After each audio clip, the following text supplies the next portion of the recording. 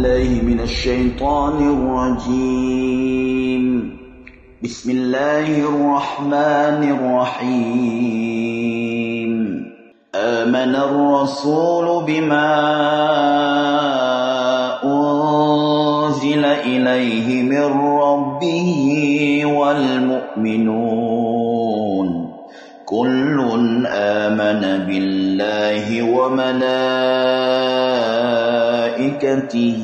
وكتبه ورسله لا نفرق بين أحد من رسله وقالوا سمعنا وأطعنا غفرانك ربنا وإليك المصير.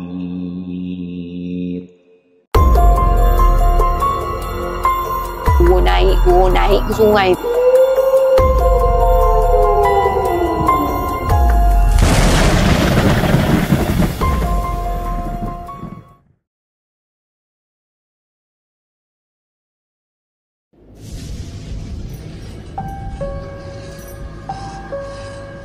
Lan dengan Arif, dia masih lagi berjalan dekat atas jalan raya yang sama juga. Dia berjalan dan berjalan. Entah berapa jam dah berlalu. Mereka sendiri pun memang tak tahu lagi.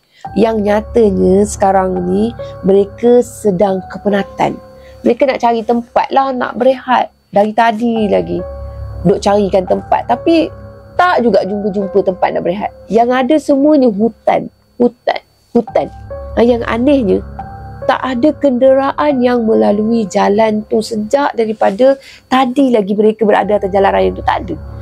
Macam mana sekalipun, Lan tetap bersyukur tau. Yang penanggal tu, dia berhenti dari mengejar mereka. Kalau tak memang cuak juga asyik berlari aja. Lan ni dia bukanlah atlet ataupun ahli yang aktif kan.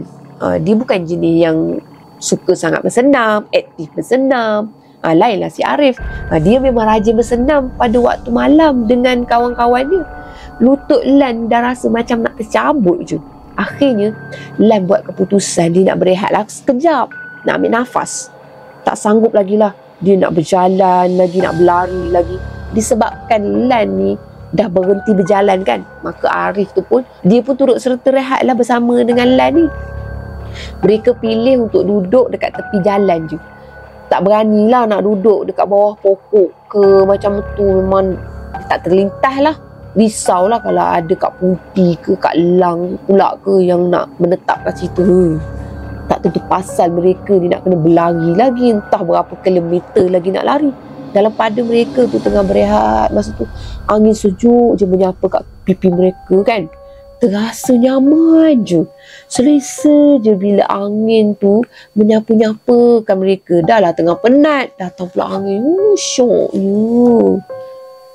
Arif, kenapa tiba-tiba sekarang ni pukul 12 tengah malam pula Lan bertanya lah untuk kepastian selepas dia tengok jam dekat tangan dia. Baru pukul 12 tau. Lebih kurang macam 12 gitu. Lan dia jadi terkejut sangat bila jarum jam dekat tangan dia tu menunjukkan pada waktu tu masih lagi awal. Sedangkan masa dia bangun dari tidur dalam kereta tu tadi, jam dah menunjukkan pukul 2 lebih kan. Malahan masa dia habis berlari tadi, dia tengok jam dah pukul 4 lebih. Apa yang dah berlaku sebenarnya? Bila difikir-fikirkan balik, Lan dengan Arif dah berjalan dah sekian lama dah. Boleh dikatakan dah lebih dari 1,5 jam. Aku rasa jam kau rosak tu. Mungkin masa berlari tadi kau terlanggar pokok ke apa ke. Mana dah nak tahu kan. Kita tengah kelam kabut waktu tu kan. Jelas Arif yang sedikit pun dia tak berjayalah mengurangkan rasa kerisauan kat dalam hati Lan tu. Tapi Arif, jarum masih bergerak ni. Mustahil lah jam aku rosak. Lan dia betul-betul keliru lah waktu tu. Dan Lan betul-betul dia nakkan jawapan yang mutlak. Dia nak kesahihan. Tak apa, sekarang ni kita tunggu je hari jadi cerah. Lepas tu kita sambung berjalan balik. Kata Arif, dia cuba nak tenangkan Lan. Tapi ianya agak berhasil jugalah. Betul lah kata Arif, barangkali jam dia tu rosak ke masa dia tengah sibuk berlari tadi kan. Dia ambil positif lah apa yang dinasihatkan oleh Arif tu. 3 jam juga berlalu dia kat situ. Arif, Jarum jam aku tunjuk sekarang pukul 3 pagi. Tak apa. Kita tunggu lagi. Jangan bimbang. 2 jam kemudiannya berlalu pula. Arif, pukul 12 tengah malam. Lan dia jadi semakin muskil tau dengan keadaan yang sedang berlaku tu. Jam kau rosak tu. Kau jangan fikirkan sangat lah. Kita tunggu je. Kata Arif sekali lagi untuk tenangkan Lan. Dan Lan rasa kali ni dia berkata untuk diri dia sekali agaknya tu. Dia cuba tenangkan diri dia sekali tu. Mungkin 5 jam dah berlalu kot. Arif, pukul 10 malam. Jerit Lan. Kau buang je lah jam bodoh kau tu. Teruskan berlari. Kita selamatkan diri dululah. Balas Arif. Betul lah kata si Arif tu. Lebih baik Lan tu fokuskan pada larian dia. Masa mereka tengah duduk menunggu matahari untuk memancarkan sinar pagi dia, 2 ekor jembalang tiba-tiba muncul dari arah hutan sebelah kanan mereka. Lepas tu terus kejarkan mereka tanpa bagi tahu sebab munasabah. Bayangkanlah, walaupun dah beberapa jam jugalah mereka berehat tu, tapi kepenatan tetap sama juga. Kepenatan yang datang ketika mereka tengah berlari menyebabkan mereka tu tak cukup tidur. Lepas tu mereka jadi kehausan. Ditambah pula mereka tu tengah lapar kan. Aku dah penat lah berlari, jerit Arif dengan tiba-tiba dia berhenti secara mengejut. Lepas tu dia toleh ke arah belakang. Secara tiba-tiba dia melayangkan sebuah penumbuk ke arah wajah Lan yang membuatkan Lan ni terus tak sedarkan diri. Macam tu Lan disedarkan dengan siraman air, sebaldi air sejuk lah masa tu. Perlahan-lahan Lan dia buka mata. Lan cuba nak tengok sekeliling. Lan dapat rasakan diri dia berada dalam keadaan yang terikat dengan ketat tau.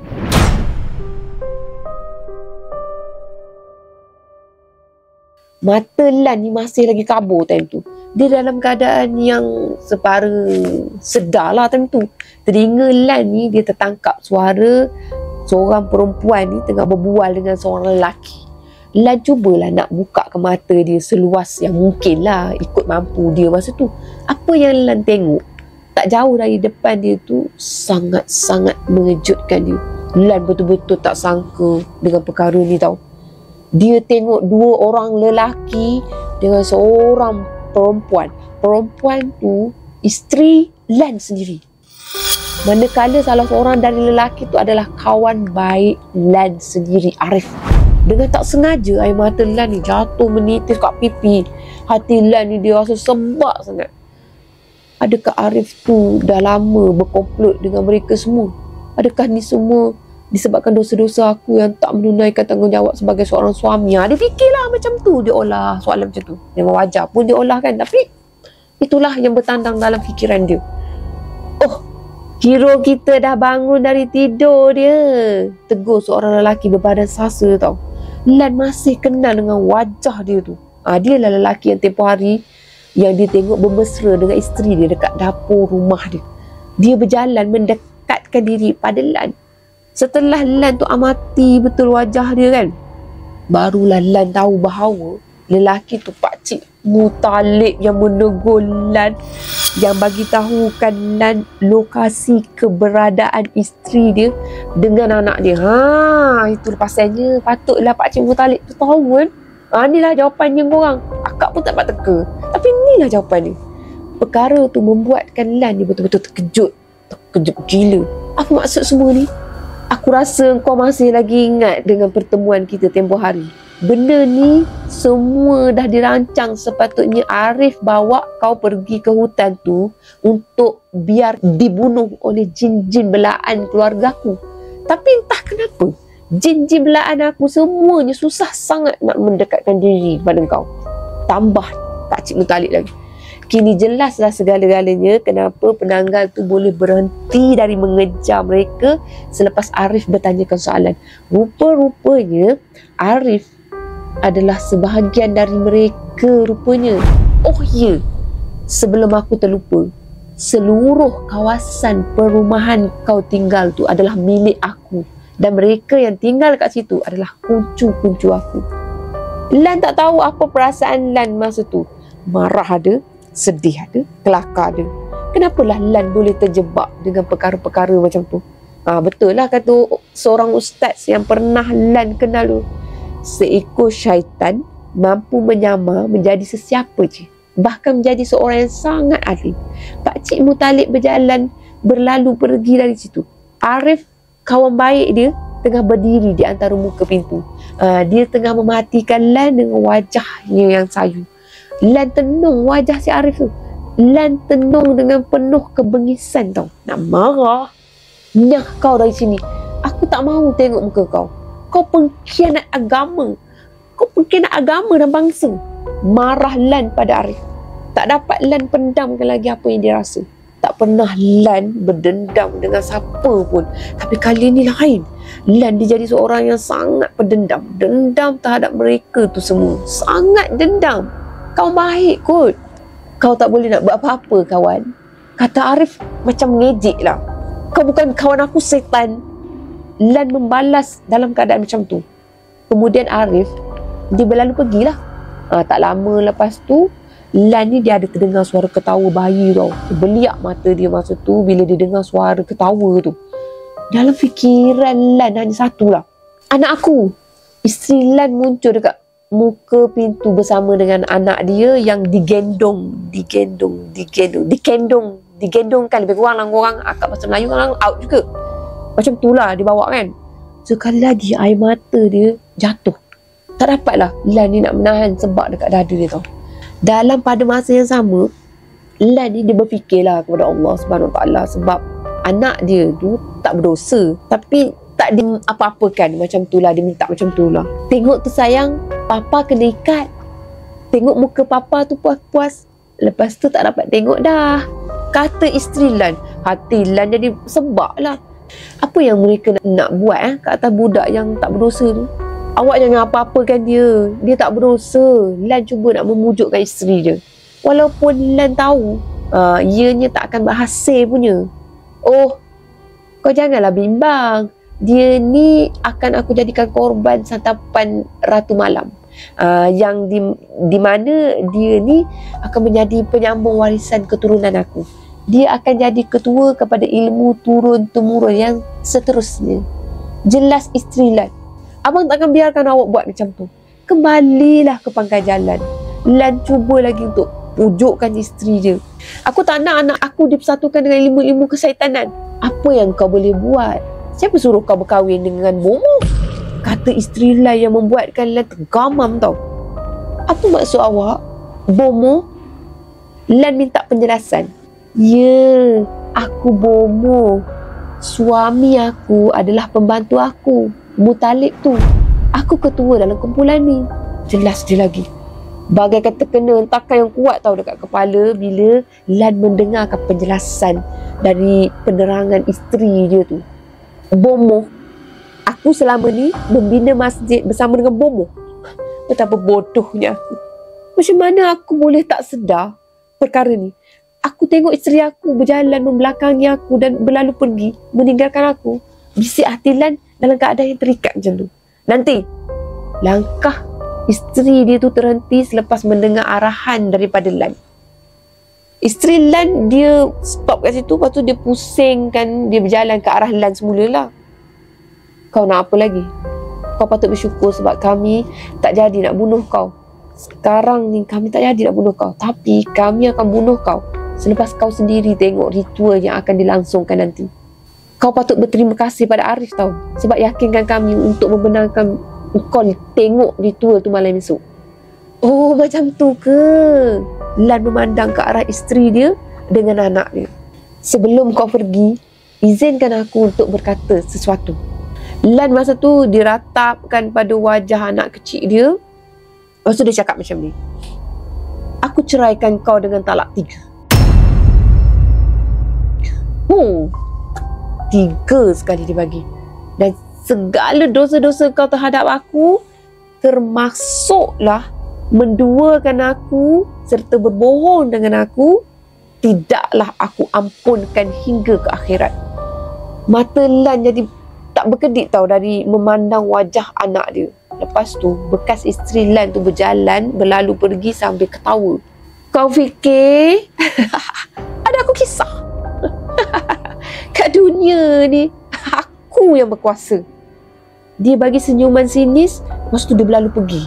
Lan tertunduk, dia tenung ke atas lantai lah. Lan kena fikirkan cara untuk dilarikan diri dari tempat tu.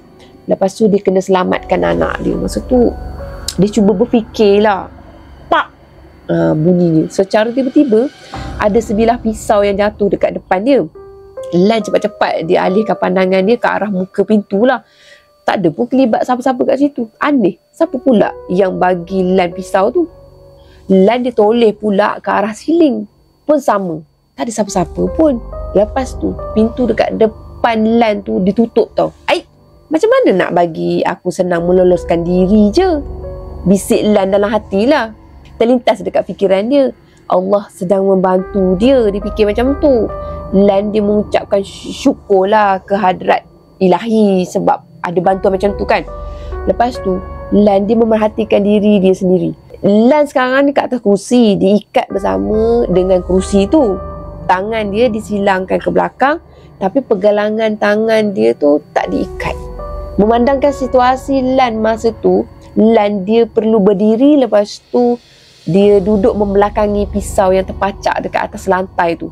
Nasib baiklah lantai kayu. Kalau simen, dah tentulah pisau tu tak mampulah nak berdiri macam tu kan. Dah tentulah dia akan lebih menyukarkan lah untuk Lan ni melepaskan diri. Lepas tu Lan kena jongkitkan sikit kerusi dia ke belakang. Lepas tu seharusnya Lan ni dia dah boleh capailah pisau tu. Lepas tu dia boleh potongkan tali yang diikatkan pada dia. 1 jam kemudian lah, ambil masa juga tau nak melepaskan diri. Ya Allah, tebal betul tali ni, tak lepas-lepas lagi. Keluh si Lan ni sendirian lah sebab dia cuba untuk potongkan tali tu. Akhirnya terputus juga tali yang diikatkan tu. Lan dia bangun perlahan-lahan. Lan melilau sekeliling lah, dia nak cari bahan yang boleh dijadikan sebagai senjata time tu. Oh, lupa pula, pisau tu boleh dijadikan senjata. Bisik Lan dalam hati dia lah. Lan dia capai pisau tu. Lepas tu Lan berdiri betul-betul menghadap pintu keluar. Lan tak tahu apa yang berada kat sebalik pintu tu. Dan Lan kena bersedia untuk sebarang kebarangkalian yang akan berlaku. Lan dia pejamkan mata dia dan dia berbisik lah dalam hati dia. Bomoh tu janda aku, dan aku akan pastikan dia terima nasib dia. Lepas tu Lan dia tarik nafas dalam-dalam dan dilepaskan dengan lafaz Bismillah. Perlahan-lahan Lan dia buka pintu. Lan dia tak nak lah sesiapa pun dalam rumah tu tahu bahawa Lan tengah cuba untuk melarikan diri. Lan dia melangkahkan kaki kanan dia keluar dari bilik tu lah. Lan diperhatikan sekeliling dia tau. Lan berada dalam sebuah ruang yang tak bersamana pun. Ada pintu sebelah kanan dia. Lan berjalanlah menuju ke pintu tu. Perlahan-lahan tangan Lan tu mendekati pada tombol pintu tu. Lan terdengar suara dari sebelah pintu dia masa tu. Tangan dia terhenti tau untuk buka pintu. Apa yang patut Lan lakukan? Lan dia memandang sekeliling bilik tu untuk pastikan ada jalan keluar yang lain. Tapi tak ada. Hanya ada satu saja jalan keluar dari bilik tu, iaitu melalui pintu di mana Lan sedang berdiri ketika tu. Lan terdengar suara tu semakin hampirlah dengan pintu suara tu. Dengan segera Lan dia berjalan laju menuju ke dalam bilik tau, yang mana Lan dikurung sebelum tu dan bersedia di sebalik pintu untuk menyerang lah. Lan dia perlu keluar dari tempat tu. Dia perlu keluar, aku mesti kena keluar, bisik Lan dalam hati. Hampir 5 minit Lan berdiri dekat belakang pintu tu, tapi nampaknya suara yang Lan dengar tadi tak ada. Dah hilang dah. Mungkin dia dah pergi dan dia tak ada berniat lah nak masuk dalam bilik tu. Lan dia menghembuskan nafas lega lah. Lan berjalan semula menuju ke pintu depan tu. Lan dia buka sikit lah pintu. Lepas tu dia perhatikan keadaan sekeliling lah, kalau ada siapa-siapa dekat situ kan. Setelah Lan tu yakin bahawa tak ada siapa-siapa pun yang berada dekat situ, barulah Lan ni dia beranikan diri dia untuk keluar dari bilik tempat dia dikurung tu. Perlahan-lahan Lan ni menuju ke pintu depan tau. Ianya tak berkunci.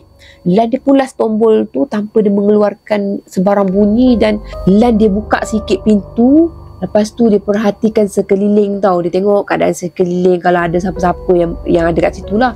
Bila Lan yakin yang tak ada siapa-siapa pun yang berada kat situ, barulah dia beranikan diri untuk keluar dari bilik itu. Perlahan-lahan Lan dia menuju ke pintu depan. Pintu tu tak berkunci, nasib baik. Lan dia pulas tombol pintu tu tanpa mengeluarkan sebarang bunyi. Dan Lan dia buka sikit supaya Lan ni boleh tengok lah apa yang berada di sebalik pintu tu. Entah kenapalah, Lan ni dia rasakan semuanya macam senang sangat. Sebab di sebalik pintu tu tak ada manusia yang berjaga tau. Terfikir jugalah Lan, apalah bodoh sangat mereka semua ni. Tak takut ke kalau aku berjaya larikan diri? Aku buat laporan polis, lepas tu polis datang tangkap mereka. Lan fikir macam tu lah. Dengan penuh berhati-hati, Lan berjalan dekat ruangan tu sambil pisau masih ada lagi dekat tangan Lan. Lan dia carilah sebarang kemungkinan kalau mereka tu nak lakukan serang hendap ke pada Lan kan. Manalah tahu kan. Tapi sepatutnya Lan lah yang melakukan serang hendap pada mereka. Lan buang semua tu ke tepi. Apa yang paling penting, dia nak selamatkan anak dia. Lan harus selamatkan anak dia juga. Tak, aku wajib selamatkan anak aku. Aku tak akan biarkan janda aku melakukan perkara yang syirik tu suka-suka hati dia. Setelah agak lama Lan berjalan, akhirnya dia tiba kat penghujung jalan. Dekat depan Lan masa tu ada pintu kayu antik tau. Pintu tu kelihatan cantik. Dia seakan-akan macam pintu tu masih baru. Lan dia cuba untuk pulaskan tombol pintu tu. Tak berkunci. Kenapa semuanya tak berkunci? Lan dilekapkan telinga dia dekat pintu tu untuk dengar sebarang bunyi lah dekat sebalik pintu tu. Kosong, tak ada bunyi apa pun. Lan dia buka pintu seluas mungkin dan Lan dapati dia berada dekat kawasan yang kelihatan macam ruang tamu. Lan dia mulakan langkah dia dengan penuh hati-hati. Mata dia melilau memandang keadaan sekeliling tau. Lan berdiri dekat bahagian tengah-tengah ruang tamu tu lah. Lan pasti ketika tu Lan berada dekat ruang agam sebab sifat rumah tu cantik sangat dan sangat antik. Hiasan-hiasan kat dinding dengan siling rumah tu pun sangat unik dan tak ada pada zaman moden tau. Rumah agam tu dia mempunyai beberapa tingkat, tapi kan tak ada tangga yang menuju ke tingkat atas. Pintu juga tak ada. Cuma ada satu pintu je dekat ruang tu. Ataupun pintu yang Lan masuk tadi. Setelah Lan amati pintu tu, barulah Lan sedar bahawa pintu tu dah tertutup. Lan yakin masa Lan melangkah masuk tadi, Lan tak tutup pintu tu. Lan berjalanlah menuju ke arah pintu tu semula. Masa Lan nak pegangkan tombol pintu tu, Lan dapat rasakan macam bumi tengah bergoncang. Gempa bumi, macam tu lah bisik hati Lan masa tu. Gempa bumi ke? Gitu. Lan dapat tengok beberapa retakan mula tercipta tau dekat dinding dengan siling rumah agam tu. Perkara tu membuatkan Lan ni, dia jadi makin takut, makin seram. Lan ni tak nak mati dalam keadaan macam tu. Dan selagi dia tak selamatkan anak dia, Lan berdoa pada Allah supaya dia boleh selamatkan dari sebarang kecelakaan lah. Lepas tu Lan dia cuba untuk buka pintu tu, tapi itulah tak berjaya. Pintu tu berkunci. Lan dia gegarkan pintu tu sekuat hati dia dengan harapan supaya terbuka lah pintu tu. Tapi cubaan dia tu tak berhasil. Sebaliknya hanya membuatkan Lan ni dia jadi letih tau. Beberapa ketuk besar lah batu dah mula jatuh dari siling, macam nak runtuh tau. Lan berjalan dari setiap sudut dengan harapan adalah pintu yang tersembunyi kan. Tapi hampa. Akhirnya rumah agam tu runtuh. Tapi itulah Lan selamat. Itu yang pelik. Lan tak ditimpuk oleh batu-batu konkrit yang runtuh tu pun. Lan pandang ke langit. Lan dapat tengok kecantikan awan yang putih dengan langit yang biru dengan kehijauan daun-daun pokok hutan yang berada kat situ kan. Lan dia pejamkan mata dia. Dia bersyukur tahu ke hadrat ilahi sebab dia masih lagi diberi peluang untuk hidup. Lepas tu telinga Lan ni dia tertangkap satu bunyi lah. Bunyi yang memang dia kenal. Bunyi air laut. Aneh. Takkanlah air laut ada dekat hutan kan? Lan dia buka mata dia, dia alihkan pandangan dia ke arah bunyi air laut tu. Memang ternyata betul lah, dia memang jelas bunyi air laut tu. Lan sekarang ni berada kat pantai dan batu-batu konkrit yang runtuh tadi dah tak ada. Perkara tu membuatkan Lan ni jadi terkejut. dan mengakibatkan Lan tu jatuh, terduduklah dekat atas pasir pantai yang berwarna putih tu. Lan digarukan kulit kepala dia yang tak gatal. Masa tu lah segala benda yang terjadi tu pada Lan lah terlalu berat untuk Lan terima tau. Tak masuk di akal. Otak Lan ni tak dapat nak proses dah dengan betul. Memori dia dah jadi RAM dah, otak dia tak dapat nak menampung dah data-data yang macam tu. Macam tak logik lah. Tapi itulah yang dilalui. Oi, Lan di kedengaran suara seorang lelaki dari arah sebelah kiri dia. Lan teruslah dipandang ke arah suara tu. Dua orang lelaki separuh usia tengah berlari ke arah Lan. Lan pun apa lagi, dia cepat-cepatlah bangun. Dia menunggukan mereka tu dah berlari ke arah dia kan. Bila mereka tu semakin dekat dengan Lan, tiba-tiba mereka berdua tu diserang dari arah belakang. Lan dapat tengok tau, seorang lelaki tengah tikam mereka tu lah. Tikaman tu membuatkan mereka tu mati serta-merta kat situ. Lan tahu mungkin Lan pula akan jadi mangsa tikaman selepas tu. Lan reda dah. Dia dah tak boleh nak buat apa, dia reda je. Kau kira tak jelas kedengaran suara dari pembunuh tu tau. Adakah suara tu mengajukan soalan kepada Lan? Lan tak dapat tengok siapa pembunuh tu dan dia tak dapat berfikir sebab pembunuh tu berdiri membelakangi pada Lan. Dia tak dapat nak pastikan siapa tu. Kemudiannya pembunuh tu pusing menghadap Lan. Arif, kata Lan penuh dengan tanda tanya. Ya, terkejut. Sekarang ni ikut aku. Nanti aku terangkan kat kau. Jawab Arif dengan wajah dia yang tenang je. Kau dah tumbuk aku, lepas tu kau boleh buat muka selama pula. Lan dia melayangkan penumbuk ke wajah Arif tu yang tengah tenang time tu. Penumbuk Lan tu memang tepat lah hinggap dekat pipi kiri Arif tu. Lepas tu Arif jatuh ke sungkur dia. Okey, aku layak untuk terima tumbukan tu. Balas dia dengan penuh reda. Macam tu lah Arif cakap kan.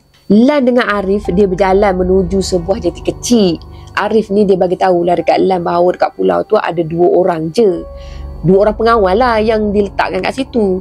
Pengawal tu nak mengawal Lan ni. Andai katalah Lan ni terlepas dari bilik kurungan, pengawal yang Arif bunuh tadilah yang membunuh Lan. Jadi sebelum Lan ni mati dibunuh, Arif dia terlebih dululah membunuh mereka macam tu demi untuk memastikan Lan tu hidup. Dan Arif pula dia adalah seorang pegawai polis yang undercover korang. Arif ni dia bagi tahu bahawa pihak polis dah lama dah memburu kumpulan ilmu hitam yang janda Lan tu sertai time tu. Dan sebenarnya janda Lan tu sendiri adalah pengasas, ketua kepada kumpulan tu. Manakala Pak Cik Muttalib pula suami kepada janda Lan tu. Mereka memerlukan bayi lah untuk melakukan ritual syirik dengan haram. Kononnya bayi itu akan dipersembahkan pada Tuhan mereka. Macam itulah. Dengan melakukan semua tu, ahli kumpulan mereka tu akan dikurniakan kehidupan yang lebih lama lah, segala bagai lah. Untuk seorang bayi, jangka hayat selama 1 tahun akan diberikan macam tu. Dan sekarang ni mereka tengah mengumpul 10 orang bayi untuk mendapatkan nikmat hidup sepanjang 100 tahun. Kononnya lah. Itu syirik, kurafat, tak boleh ikut. Jangan ikut. Tapi syaratnya haruslah bayi tu bukan berdarah 100% dari ahli kumpulan tu. Macam tu. Kelakar kan?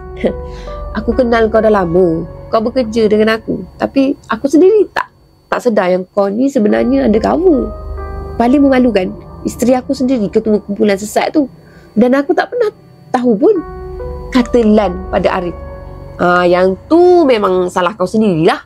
Aku tak boleh nak kata apa-apa. Balas Arif, dia tak ada perasaan lah time tu.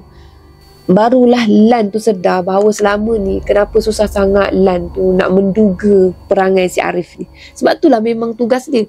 Dia kena buat orang sekeliling tak boleh nak agak apa yang bermain dekat fikiran dia. Malahan dia pula yang boleh meneka dan buah fikiran orang lain. Lan dia berasa banggalah dengan Arif. Puji sikit-sikit sudahlah, janganlah over sangat. Balas Arif bila dia mengetahui buah fikiran Lan. Ternyata Arif ni memang suka mengusik Lan dengan menggunakan kelebihan yang ada pada diri dia. Kau nampak pulau tu? Tanya Arif sambil dia jari telunjuk dia tunjuk menghala ke pulau yang agak jauh lah kelihatan. Kecil je pulau tu. Nampak? Kenapa dengan pulau tu? Anak aku ada kat situ ke? Lan dia jawab macam tu. Dia jawab dengan pertanyaan juga. Bukan anak kau je. Anak orang lain pun turut sama ada. Balas Arif. Lan terdiam selepas dia mendengar perkara tu. Lan boleh mengertilah perasaan ibu bapa yang di mana bayi mereka hilang dari pandangan mata mereka. Lan faham. Arif bagi tahu Lan bahawa perancangan dia lagi 2 hari adalah hari Jumaat. Pada malam itulah kumpulan sesat tu akan melakukan ritual tu di mana 10 nyawa bayi akan dikorbankan. Arif dengan Lan akan senyap-senyap lah menyertai ritual tu, yang di mana semua orang yang akan pakai jubah hitam menutupi kepala macam tu. Bayi-bayi malang tu semua akan diletakkan dekat tengah-tengah. Muttalib dengan janda Lan tu akan berada antara bayi-bayi tu, manakala ahli-ahli yang lain akan berpusing mengelilingi mereka sambil membacakan adalah mentera dia sehitam jerami macam tu lah. Kejap-kejap, bukan semerah padi, itu lagu. Ketika ritual tu dijalankan, Lan dengan Arif akan perlahan mendekati Muttalib dengan janda dia. Apabila Lan dan Muttalib berada di belakang 2 ekor mangkuk tu, dekat situlah mereka akan tikamkan buluh runcing ke arah mereka. Lan dengan Arif kan, bukan Muttalib kan. Maknanya Lan dengan Arif akan tikam Muttalib dengan janda dia dengan buluh runcing tu. Macam itulah yang Kak faham. Hanya buluh je yang mampu membunuh dan melemahkan ilmu mereka tu. Macam mana dengan ahli yang lain? Mesti diorang nak bunuh kita juga. Tanya Lan, dia minta kepastian. Pasal perkara tu kau jangan risau. Aku dah laporkan perkara tu pada orang atasan. Alhamdulillah, dengan bantuan Haji Jalal kita akan dapat tumpaskan kumpulan sesat tu. Jawab Arif. Maksud kau? Tanya Lan lagi. Haji Jalal tu je lah yang mampu mematahkan sihir pukau mereka tu. Macam yang kau kena tu. Jawab Arif lagi. Macam mana aku kena? Aku tak faham. Tanya Lan lagi untuk ketiga kalinya sebab langsung dia tak faham. Kau ingat kau kena kurung dalam rumah tu tadi? Kau cuma kena ikat dekat atas kerusi je sebenarnya, jawab Arif. Itu semua kerja janda kau. Dan pisau yang kau pegang tu, itu sebenarnya buluh yang aku sengaja letak tanpa pengetahuan sesiapa supaya kau boleh ambil. Dan kau kena gunakan pisau tu untuk buka pintu terakhir. Tambah Arif lagi. Tapi aku berjaya juga keluar dari tempat tu, kata Lan penuh keheranan lah. Sebab Allah nak bantu kau. Kau patut bersyukur, balas Arif sambil dilemparkan senyuman lah kepada Lan. Polis akan datang menyerbu selepas kita berjaya tikam 2 pasangan hina tu. Jadi pastikan kau tak gagal. Aku nak kau tikam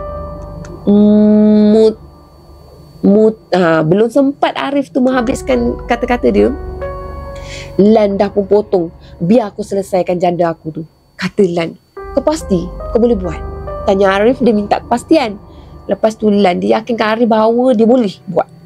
Pada hari Jumaat tu nanti mereka harus pergi ke pulau tu, dekat mana Haji Jalal akan dengan anggota polis yang lain akan menunggu dekat kawasan yang tak dapat dilihat lah. Mereka akan bersembunyi sementara menunggu isyarat daripada Arif dengan Lan tu. Sementara nak menunggu hari Jumaat, Lan dengan Arif dia kena tinggal dekat pulau tu dulu. Arif dia bagi tahulah Lan bahawa 2 orang pengawal yang dibunuhnya tu tak boleh pergi ke pulau tu sebab tugas mereka adalah mengawal Lan, dan ahli-ahli yang lain pula yang dah berada kat pulau tu tak boleh nak meninggalkan pulau tu sebab pulau tu dah dipagar dengan nikmat dunia. Kononnya lah, anda ada sesiapa yang dah memasuki pagar yang dah dibuat tu, insan tu tak boleh nak meninggalkan lah. Dia pantang larang tersebut, kalau dilanggar maka insan tu akan menemui ajal. Macam itulah. Dan itu adalah alasan yang Arif gunakan kepada mereka. Arif tak suka tinggal di sesuatu tempat untuk jangka masa yang lama. Jadi dia minta izin untuk tinggal di pulau tu bersama 2 orang pengawal yang dibunuhnya tu. Jika dia bosan, dia boleh ambil bot dan dia boleh pusing-pusing pulau yang lain yang berdekatan. Kau ingat dia orang nak percaya ke dengan cerita kau tu? Tanya Lan. Entahlah, kita tengok je lah nanti, balas Arif. Dia seperti tak ada apa-apa pun yang akan berlaku. Lan dia mula rasa tak sedar hati lah dengan semua tu. Tapi melihatkan Arif macam tenang je, Lan yakin semua tu akan baik-baik je, insyaAllah. Hari yang dinantikan Jumaat tu telah pun tiba tau. Lan dengan Arif dia menaiki bot berenjin menuju ke arah pulau tu. Ke arah pulau tu pergi kepada kumpulan ajaran sesat tu yang akan melangsungkan ritual yang haram. Dan ritual tu sebenarnya tak patut pun dilakukan. Lan ni dia kena cepat sebab dia nak selamatkan nyawa anak dia kan dengan anak-anak mangsa yang lain. Jadi dia memang kena cepat. Arif dia matikan enjin bot tu bila mereka dah hampir dekat pulau tu. Lepas tu mereka pun mengayuh bot tu sehinggalah tiba dekat jeti macam tu. Nah, pakai jubah ni. Lepas tu cover sikit muka kau supaya dia orang tak perasan. Kata Arif sambil dia hulurkan jubah berwarna hitam berserta dengan hoodie macam tu. Lepas tu Lan dia ambil jubah tu dari tangan Arif, lepas tu dia sarungkan lah dekat tubuh Lan tu. Ambil ni bulu runcing, surukkan kat sini. Sambung Arif lagi sambil dia menyarungkan bulu runcing tu kat dalam jubah yang Lan pakai. Arif dia dah ubah suai lah jubah tu supaya ada poket yang kecil yang muat-muat lah untuk masukkan buluh tu. Bila semuanya dah bersedia, mereka berdua pun memulakan langkah. Mereka meredah sedikit hutan lah. Ada juga hutan kat situ, bukan pulau semata. Dari jauh masa tu, Lan dia dah boleh dah tengok ada cahaya. Unggun api, kata Arif. Sambung dia lagi. Bila mereka mendekati unggun api tu, akan ada lukisan dekat atas tanah macam tu lah. Lukisan yang aneh, macam lukisan kuno macam tu. Lukisan tu dilukis secara bulatan penuh dan besar mengelilingi manusia-manusia yang berada dekat dengan unggun api tu. Bila mereka sampai, mereka mendapati bahawa semua orang dah pun memulakan upacara haram tu. Dekat bahagian tengah dia nampak unggun api. Ada bayi-bayi yang malang tu dengan semuanya ditempatkan kat sekeliling api tu. Dan mereka yang lain-lain tu sibuk berjalan mengelilingi unggun api tu sambil penumbuk kiri dan kanan bertemu dengan kepala menghala ke bawah macam tu lah. Jadi Lan ni dia tak pasti apa yang dibaca oleh mereka tu, dan bahasa yang digunakan memang bahasa yang asing sangat lah. Hanya mereka je yang faham dengan bahasa tu. Jadi Arif diarahkan Lan ni supaya ikut jejak langkah dia. Lan ikutlah dia tanpa ada sebarang matahan. Masa berjalan, mata Lan ni dia tak berhenti pandang ke arah bayi-bayi tu. Mereka membiarkan bayi-bayi tu duduk berdekatan dengan unggun api yang besar sangat. Hati Lan ni dia jadi sebab tau bila mendengar tangisan bayi-bayi tu. Bayi-bayi tu kan tak berdosa, kecil lagi. Jadi agak sayu lah. Lan ni dia perlu selamatkan bayi-bayi tu. Tak lama lepas tu, kelihatan dua orang lagi manusia berjubah lah. Maknanya macam ni, dua yang pakai jubah hitam tu dia tak sama macam yang lain-lain, manusia yang lain yang setengah musing-musing tau. Dia memang lain dari yang lain, maknanya ketua dia kan. Dua orang tu memakai jubah berwarna merah darah, dan ada lambang yang pelik dekat belakang jubah tu. Mengertilah Lan bahawa mereka adalah Muttalib dan juga janda dia. Bila Muttalib dengan janda dia mengambil posisi macam yang Arif bagi tahu beberapa hari lepas, Lan dengan Arif pun memulakan operasi yang dirancang. Lan dia ambil kedudukan dia dekat belakang janda dia. Lan dia pasti itu adalah janda dia sebab dari ketinggian janda dia tu lah. Walaupun wajah dia ditutup, dia kenal. Tapi dia pasti dan sangat yakin memang itu janda dia. Kau tak boleh mati dengan peluru dan parang semua. Tak apa, kau jangan tumpas dengan buluh ni. Bisik Lan dalam hati. Bila posisi Lan tu betul-betul berada kat belakang janda dia, Lan dia keluarkan bulu runcing yang tersedia dalam jubah dia tu. Tanpa berfikir panjang, Lan ni terus ditikamkan janda dia tu dari arah belakang tau. Arif pun sama juga. Dia buat perkara yang sama. Semua orang yang berada kat situ berhenti dari berjalan tau. Dan kedengaran dalam masa tu semuanya menjerit seakan-akan macam marah. Kemudiannya kedengaran pula bunyi tembakan beberapa dasar dilepaskan ke udara. Lan dia tengok hampir 30 orang anggota polis datang menghampiri mereka lah. Senjata api dia acukan ke arah mereka semua tu. Lan dia dapat tengok dua orang lelaki, seorang berjubah berwarna putih dan seorang lagi seperti pakai uniform lah. Lan agak yang berjubah tu Haji Jalal, dan beruniform tu adalah bos kepada Arif lah, macam tu pegawai dia. Anggota polis tu dia memberkas semua ahli kumpulan SAT tu, dan sesetengah dari mereka menyelamatkan bayi-bayi yang berada kat situ lah. Belum sempat Lan ni nak pergi cari anak dia, tiba-tiba Arif dia bawakan Lan ni pergi bertemu dengan Haji Jalal. Tiba-tiba mereka semua terdengar suara jeritan dua orang anggota polis yang tengah memeriksa tubuh Muttalib dengan janda itu. Lan toleh ke arah jeritan tu dan Lan dapati dua orang anggota polis tu dalam keadaan cedera parah. Bayangkan, semua yang berada kat situ terkejut dengan perkara yang berlaku tau. Tak semena-mena api yang berada dekat tengah tu dia jadi semakin marak dan semakin meninggi. Dan dia berubah menjadi bentuk seorang manusia. Lan dia jatuh terduduk, imej yang terbentuk dari api tu teramatlah Lan kenal. Kau ingat senang-senang nak bunuh aku? Kau ingat aku tak tahu rancangan kau orang? Ingat aku bodoh ke?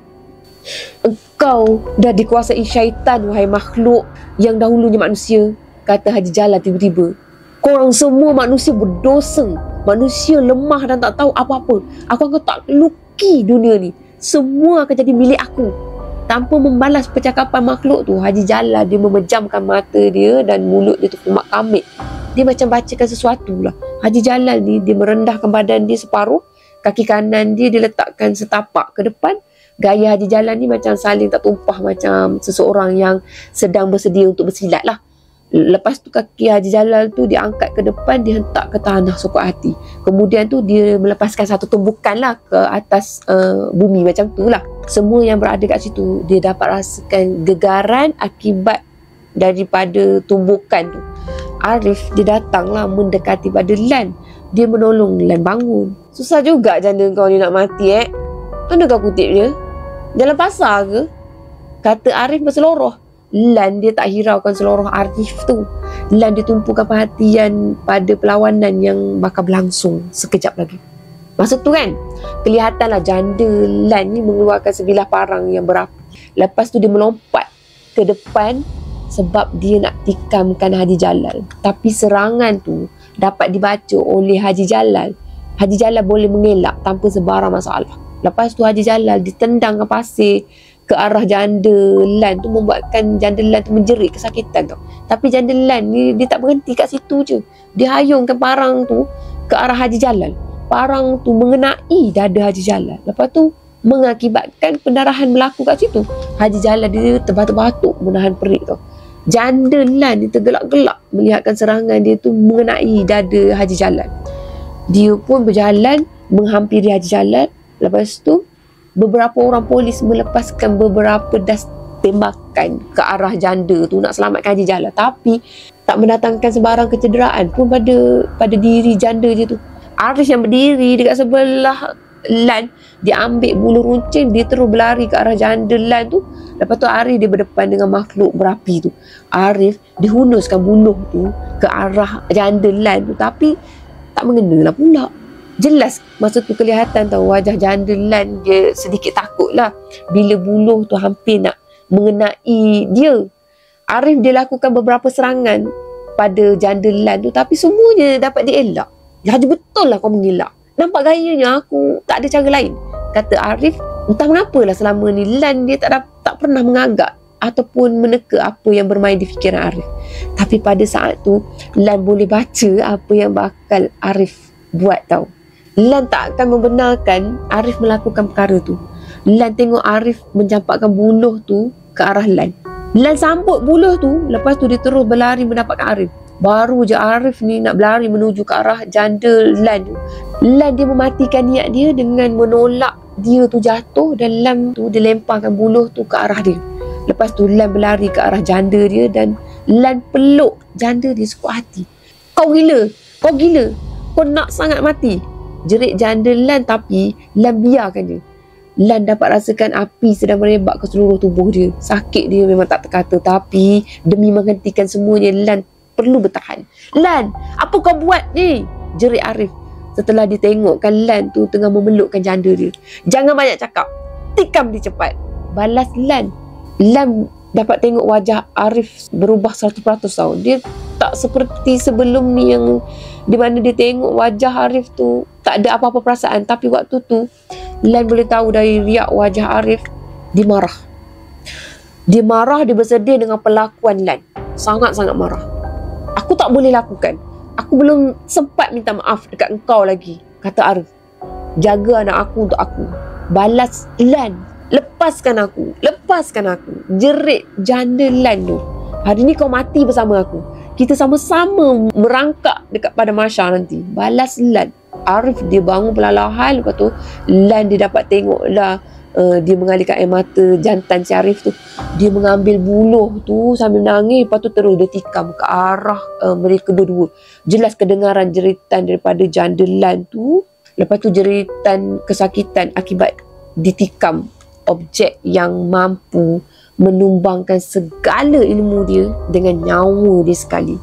Secara perlahan-lahan api yang tengah marak tu tadi hilang tau.